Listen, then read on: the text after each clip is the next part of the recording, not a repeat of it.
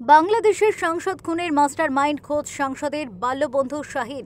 সংসদকে খুন করতে 5 কোটির সুপারি দেওয়া হয়েছে দাবি বাংলাদেশ পুলিশের। কলকাতায় চিকিৎসা করাতে গিয়ে নৃশংসভাবে খুন হন বাংলাদেশের শাসক দল আওয়ামী লীগের সাংসদ আনোয়ারুল আজিম। আর ঝিনাইদহ 4 আসনের এই সাংসদের খুনের মূল পরিকল্পনা সম্পর্কে চাঞ্চল্যকর তথ্য জানতে পেরেছে ঢাকা মহানগর গোয়েন্দা পুলিশ। খুনের মাস্টার মাইন্ড হলেন নিহত সাংসদের ছোটবেলার বন্ধু আখতারুজ্জামান শাহিন। তিনি যুক্তরাষ্ট্রের নাগরিক। আর আনোয়ারুল আজিমকে খুনের জন্য খুনিদের 5 কোটি টাকার সুপারিও দেওয়া হয়েছিল। কিন্তু কেন ছোটবেলার বন্ধুই আনোয়ারুল আজিমকে খুন করালেন, সেই রহস্যভেদ করার চেষ্টায় ব্যস্ত গোয়েন্দারা।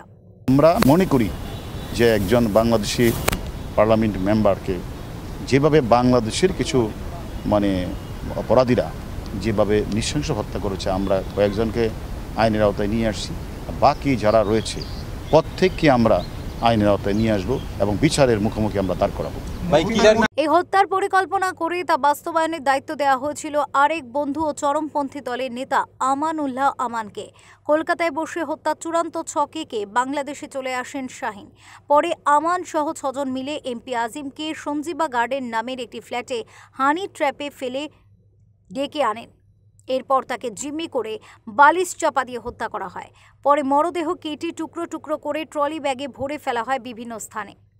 সংসদ খুনের বিষয়টি নিয়ে কথা বলেছেন বাংলাদেশের স্বরাষ্ট্রমন্ত্রী। তিনি বলেন, এমপি আনারকে পরিকল্পিতভাবে খুন করা হয়েছে।